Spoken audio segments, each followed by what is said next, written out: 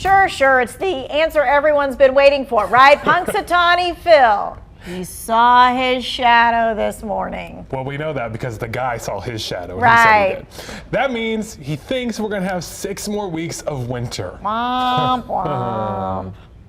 I see that everyone knows their part, and I am merely the sage.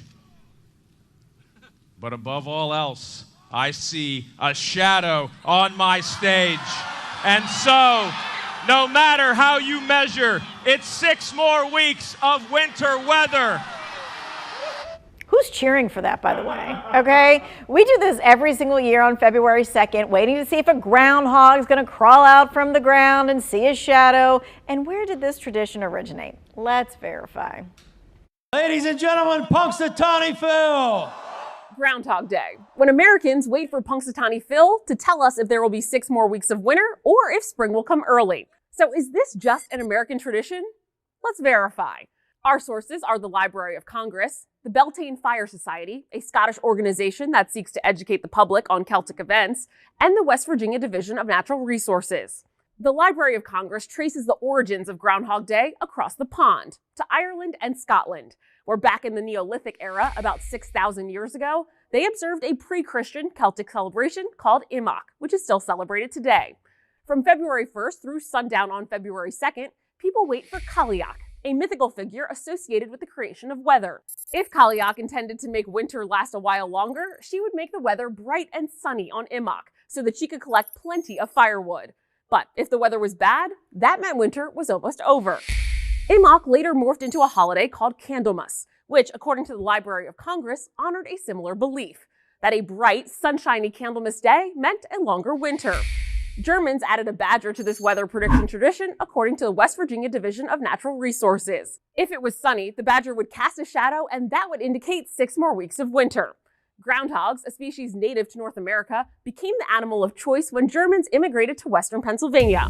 So we can verify, no. The weather predicting tradition of Groundhog Day did not originate in America. Its roots can be traced back to Europe during the Neolithic era between 4300 and 2000 BC. With your Verify, I'm Ariane Till. Okay, people have been at this a long time, but how accurate is the rodent actually at predicting the weather? Well, the National Oceanic and Atmospheric Administration says in the past 10 years, he's only been right half the time. And Groundhog Day fans, if you're out there, you will know, North Carolina has its own forecaster, Sir Walter Wally. Unfortunately, he went into retirement early, actually just this week. The North Carolina Museum of Natural Sciences in Raleigh made the announcement Monday.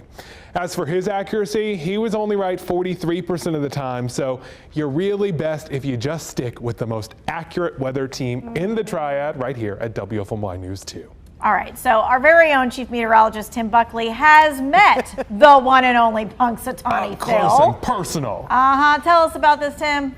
Well, we are tight. We're like this, of course. Is that how you got to be the most accurate? He gave you all the secrets? Of course, there's no better way to learn weather than from a groundhog. Right. These are pictures here from the Weather Center at Penn State University, which is about a 90-minute drive from Punxsutawney. They travel him around in this little aquarium kind of thing and kind of do little visits and tell people what he does. And it was a very fun little experience to see Punxsutawney Phil in person. They gave us those little hats as well. Did you hold him?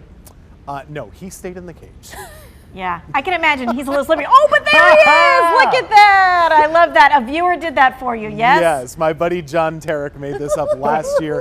He just thinks I should be the head of the secret circle of Phil's little league of weather people. It's kind of funny. Well, all I can say is it was not a great day of weather, so I say that means that there's not going to be another 6 weeks of winter. Fingers crossed. You know what? Your guess is as good as his in my book.